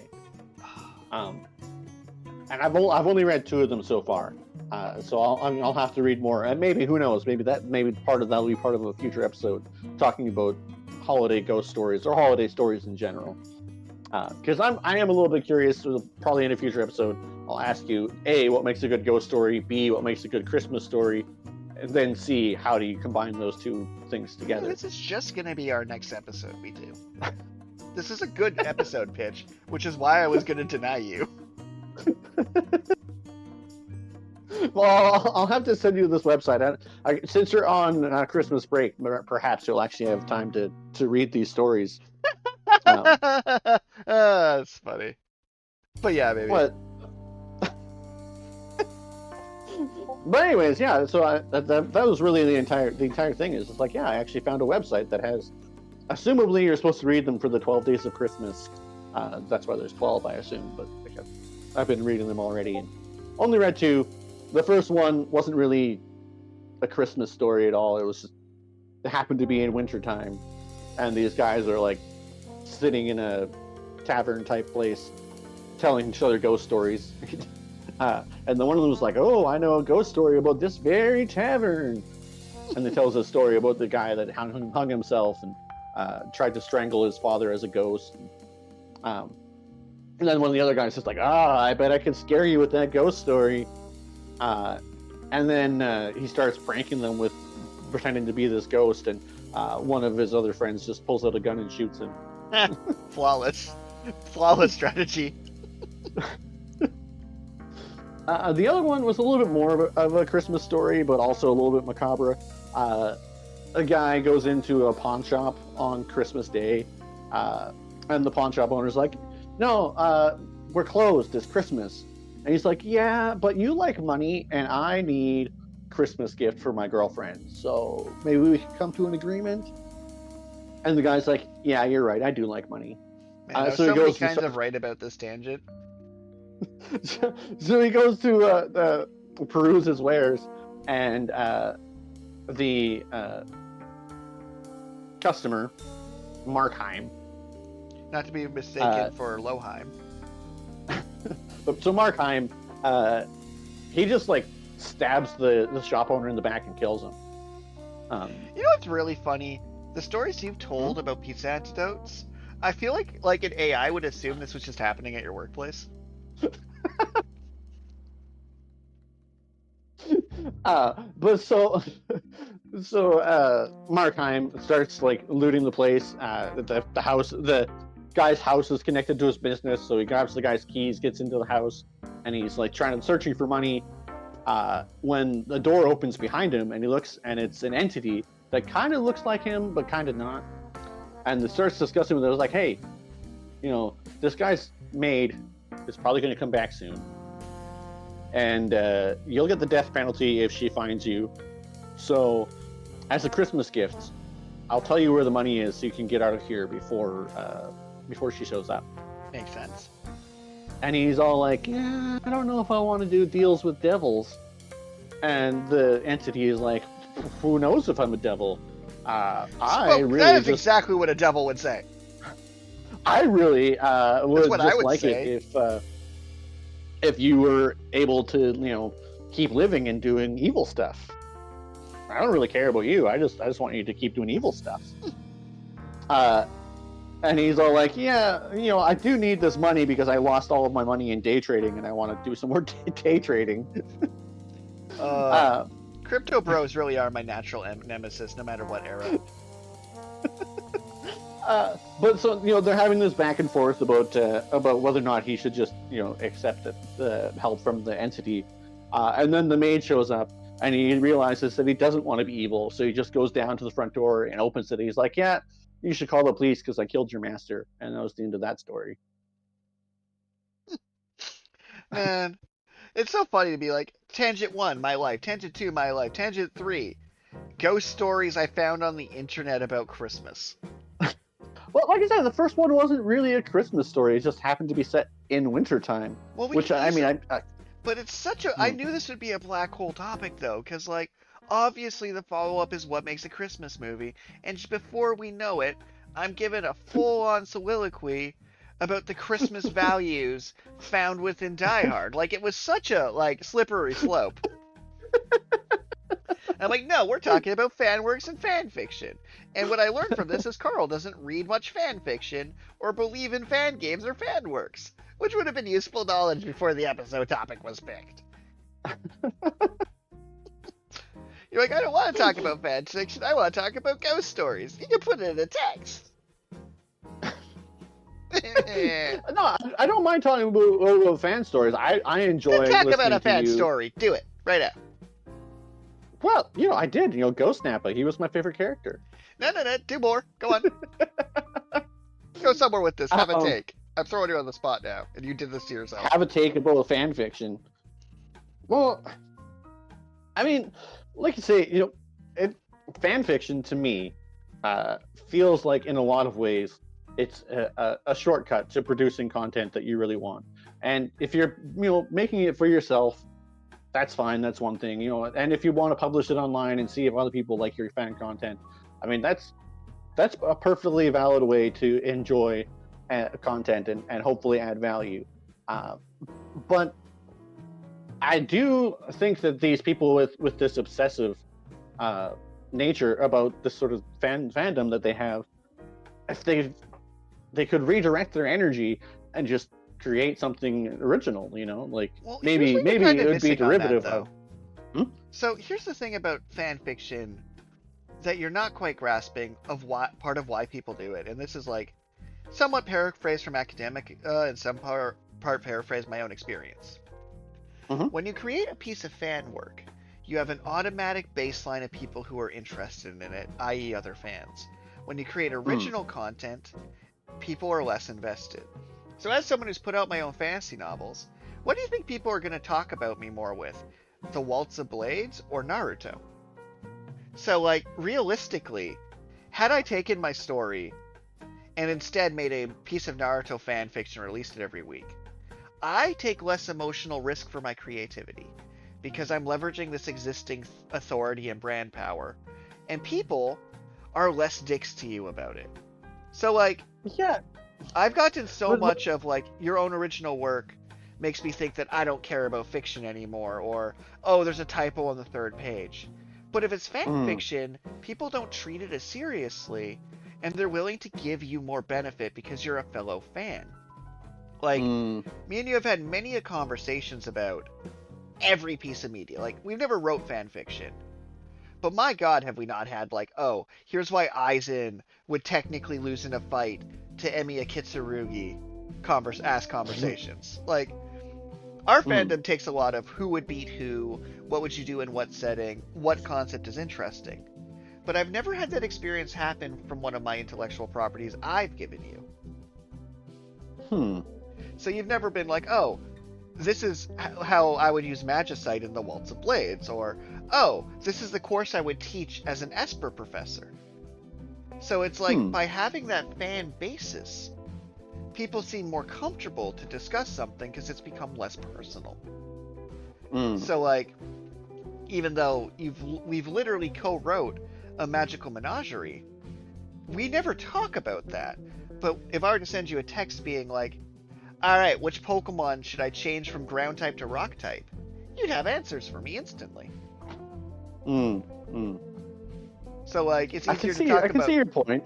Yeah, like, if I were to send you a message, be like, I'm making a Canada Pokedex. What would the Canadian regional variant of a Tauros be? It's easier to answer than, hey, I'm doing a wave of edits on Monster Menagerie. I need a new variation of Esper Squirrel. I feel like the natural extension of that catering, the fan base type thing, is how Hollywood has gotten to where it is with always making sequels and remakes because they're quote unquote safe. Oh yeah. And I'm saying that people are just as bad. It's a symptom, not a disease. Like, Hollywood remakes are a symptom of people being less willing to invest in other people's creativity and take a risk on backing something that isn't popular. Well, I don't know. Maybe that's why I never actually finished any projects either. Right? Like, it's funny to joke about, like, if I were writing fan fiction, the amount of fan fiction I would have written. Because, as you're aware, I have 5 unpublished books sitting on my shelf, about to go into creative writing class, where I have to write 3 chapters and 3 short stories, and I'm probably going to use that to finish the Arcana. Since now I can make another wave of professors read my book and give me feedback. Right. But, like, people would probably... It's like, if someone were to read the Arcana in its entirety, I still think they would pivot the conversation to Neuromancer. And we would end up talking about Neuromancer instead. And note, I'm not going to be out here and talk about Neuromancer not being good. I'm not on meth. Like,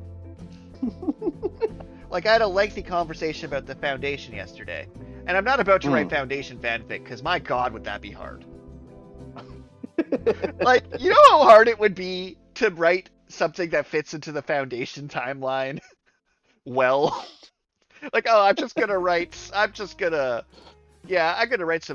oh man. Oof.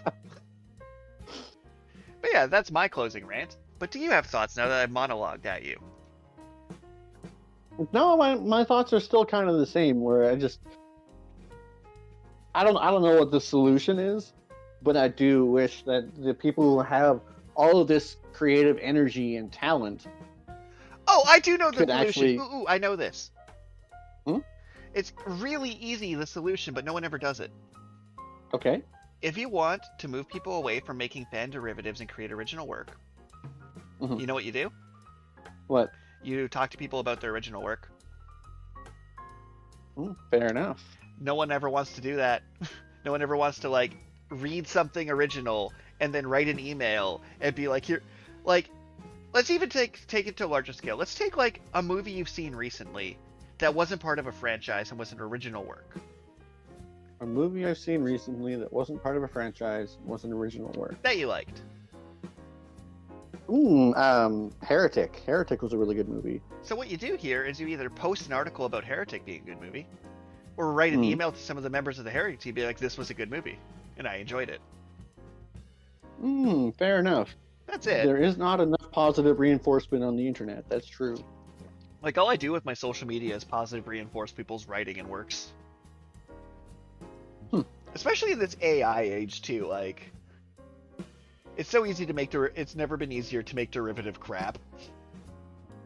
Fair enough. AI loves making fanfic.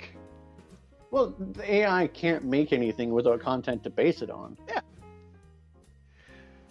Although, I will say, like, yet again, I've given my rants. I'm not that opposed to people using digital tools with their creativity, as long as they have something to say. The problem is people will have you ask you to read something an AI wrote that they themselves haven't even read or enjoyed. I'm like, if you're going to make Karl read your book, you have to at least like the ideas in your book. Fair enough. But with that, maybe we should move on to our random question of the day. All right, we got 2 of them in this week. Fortnite. So the first random question of the fortnight. Okay. What is your favorite One Piece villain? My favorite One Piece villain. Which is funny because you've had to do it by osmosis. Well, so how far have I gotten? Because Crocodile. There's Crocodile. Oh, have you heard the Crocodile is Luffy's mom theory? Yeah, and then he got hit by the Gender whatever switch prisoner punch? guys. I cannot tell how woke Oda is. It's impossible. Because he's either the most or the least woke person. It was like when I was earlier being like, Chainsaw Man, I can't tell how well written this is. And I'm like, no, it's well written. One Piece, I'm like, I think Oda's like just sneaking progressive values through Shonen Jump's conservative editors, one gay punch at a time. Because I'm like, is it offensive to be like, this is the island of gay people? Yes, but also he has more gay people in his series than the rest of Shonen Jump put together, and not all of them are stereotypes. Some are really cool. But you know, I have the respect for Bugsy. Buggy? Buggy, yeah, Buggy. Because he's like one of the earliest villains. And unlike a lot of other series where a villain is just gone forever as soon as they're defeated, he's been putting in the hustle in the background and has become one of the 4 emperors of the sea. Oh yeah, like he's mad respect for that guy. Buggy is like a goated pick. Like I think like if we were to actually pull the fan base for favorite villain, he probably top 3s because he's basically evil Hercule. Like he's just getting all the villain cred for saving the for being the villain. Like, yeah, he's just if Hercule got the cred for being evil instead of good, which is amazing. Like literally, he's in a guild with Crocodile and Mihawk now. They're like, what do we do with him? It's like, well, we could kill him, but might as well let him keep taking strays. So yeah, I know I like to be different and a contrarian, but I actually just agree because that's also my favorite pick. Yeah, he's just such a long con character that's just been so active in the series for such a long time. Right? Like he's failed upward in a beautiful way. Exactly. So like I agree. I also, to be fair though, I prefer the Netflix One Piece to the original. Which then the next piece in the Netflix one, they introduced Garp way earlier as an antagonist, and he's not a villain. He's an antagonist. But by like having the series jump between Luffy and the Marines back and forth, it makes the show so much better. That I'm like, yeah, if he counts as a villain, it's Garp, and if he doesn't, it's Buggy. Buggy the Clown. Although One Piece is weird because like it's hard to like a lot of villains just end up being grayer in the middle because everyone, well, it has a dreams-based power system. Like people are there to follow their dreams, and you become evil for not following your dreams, not for being evil. So if you're a sociopath but you're following your dreams, the show treats you like you're a good person. But when you give up on your dreams and become a sellout, you're the worst person. Right. And our second random question, I just need to pull it up here on this ye olde text file of random questions. Come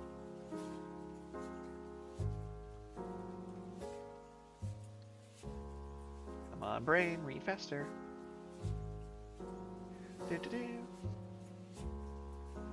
Oh, this is an interesting one. If you had a personal robot assistant in the style of Captain Laserhawk, where it's an incarcerated prisoner being used to VR pilot the robot, what is the first task you'd make it do? You do not know that a convict is piloting your robot. I do not know that a convict is piloting my robot. So I don't know if you've seen Captain Laserhawk yet, but the idea is they put people in this prison in VR headsets to work off their like sentence. And it's a shock collar VR headset that they use to pilot a robot body, and that's how their robots work. Huh. Right? How, like, oh, that's such a good plot point. So they had someone, like, basically playing Crazy Taxi and would be tased when they didn't make good runtimes, and that's how their Ubers, self-driving cars worked. Anyway, what would you ask this robot, your robot assistant, to do? And they can't talk to you or talk back, but it just feels uncanny. Like, you know that there's a tortured human out there, but you're not sure. What would I ask a robot to do for me? I'm gonna be a basic bitch about it. Clean my room! Sorry, my room needs some cleaning. Clean my apartment, please, robot. I don't need it to do anything. Like, I do a lot of fun creative stuff. I don't need it for that. I need it to, like, fold my clothes and wash my bedding. It has work to do.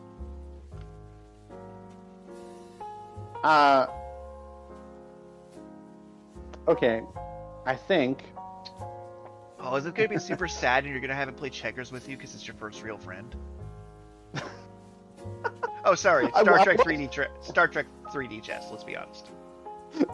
I was going to say, you know, like... oh, no. It would be great to have a robot buddy to play test games with, for sure. Oh, man. I'm coming along on a thing a game I've been working on between commutes. But, like, yeah.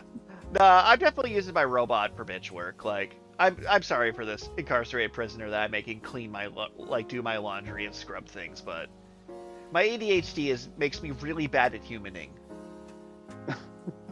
So hard tasks are easy for me, but easy tasks are brutal for me. I'm not sure if I'm that much better at humaning than you are, but I do have a worry that if I get a robot to start sorting my things, then I won't know where anything is. And if the robot becomes unavailable for some reason, then I won't be able to find anything.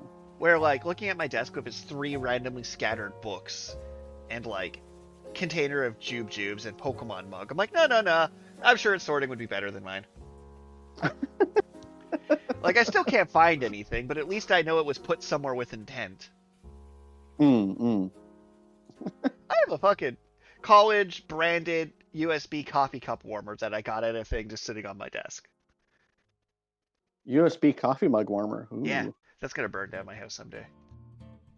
There's no way to prevent this. It is No way at all. Absolutely impossible. All right, and let's see. Do we have one other question? Oh, do we have another question? We have a third question. You get to make a new Ooh. Pokemon. What does it look like, and what is its ability? What is its ability? Just its ability.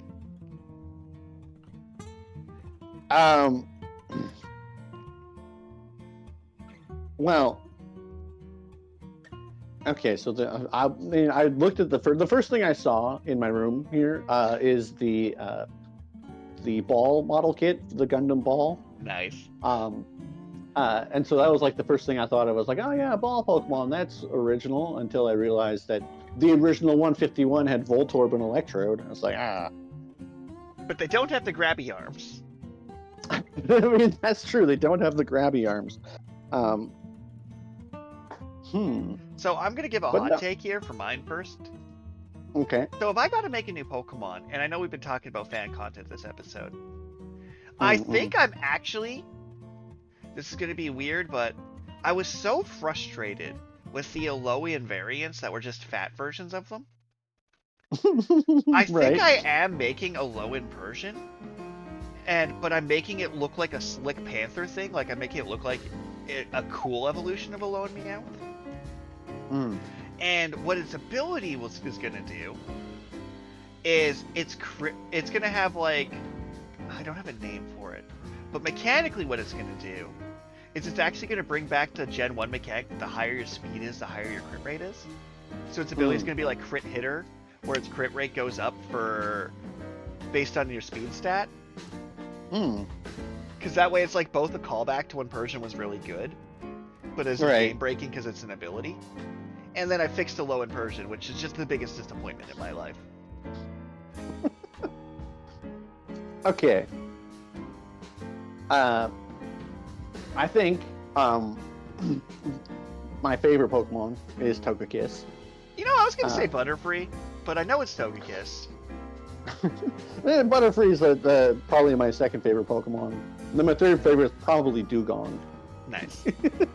This feels right. I feel like I know this about you. But I think that my new Pokemon, the design would be somewhat based on Togekiss. So it would look kind of like a Togekiss, but it would be made of bubbles. Ooh. Have like a cool like bubble tail that comes out. And its ability would be something like Slippery. Nice. Where have something to do with physical attacks, not getting reflected, but perhaps adding like random variants. I don't know if I want to put that in an ability, but like I guess you put critical hits in your ability, so I don't know, the higher power the physical attack, the more likely it is to miss when they attack. That's actually really fun though. So I have an answer of an actual Pokemon now that I've stalled for time. Okay. So I want to make a fire water type that's like a flaming capybara, that's like a Cinderbarra. A Cinderbarra, okay. And what I want it to do is when it's hit by water, it switches into being a water poison type for a turn and then reignites. So like you put it out and then it's like poisonous ash and then it lights back up. Yeah, okay. But yeah, Cinderbarra, the fire capybara Pokemon. With a little orange on its head. Actually, no, I'm going to go with like a little fireball on its head like the orange. Great. But thank you everybody for tuning in to our Corporate Cello podcast. Our sponsor is Nobody. Nobody! Bringing your day, nothing, doo-doo. Yeah, I mean, you got to do all the self-care yourself. I mean, we're not going to do it for you. We're not bringing that to you either. I kind of wish we could. It's a good idea to hydrate and stay exercised, we can't do that for you. Sorry. You know, I kind of want to add a random question of the day myself, because I'm just curious. Oh, Who would be your dream first sponsor? my dream first sponsor. Oh wow. I mean, well, okay, actually, see, I would say Wizards of the Coast. Because of the irony alone, that would be so good. It would be pretty good. I mean, I've come to the point where it's like I don't really believe in them as a company. So but that's what makes our sponsorship so good, though. Because we would say we don't believe you as a company, but this has been sponsored by Wizards of the Coast. That would be pretty funny. Yeah, I'm thinking Wizards of the Coast probably would be my dream's first sponsor. But I don't think they would ever sponsor us because we have too much of a negative opinion about them. Yeah, but that would involve them listening to our previous episodes. They would never know. They're gonna find out. They'll never know. They'll have to listen till you start talking about ghost stories for no reason in the middle of the episode, like it's something new with you.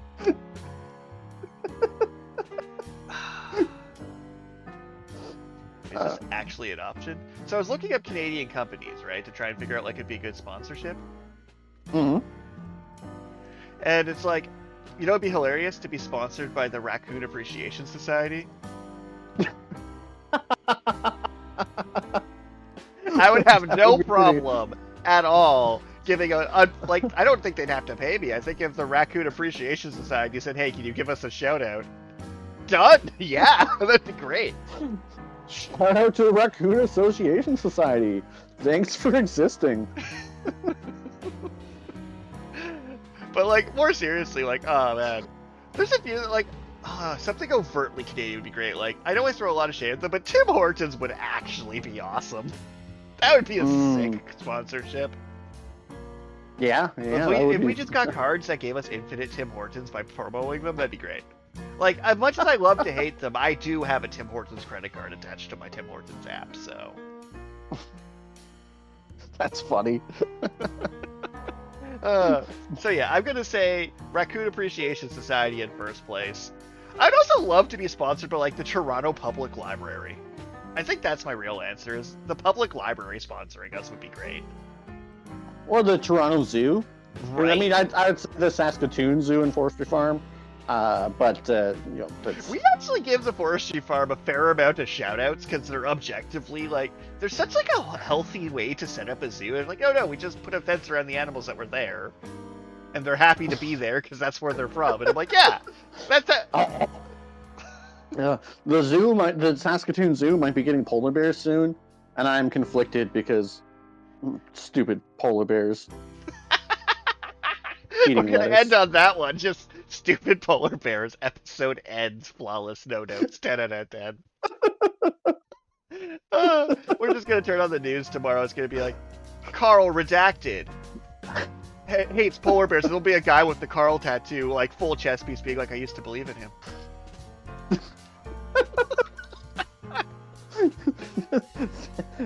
They let me down, those polar bears at the Toronto Zoo. Fair and reasonable.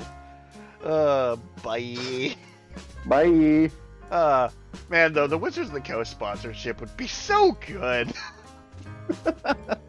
Wizards of the Coast, they don't send armed guards to your house. Wink.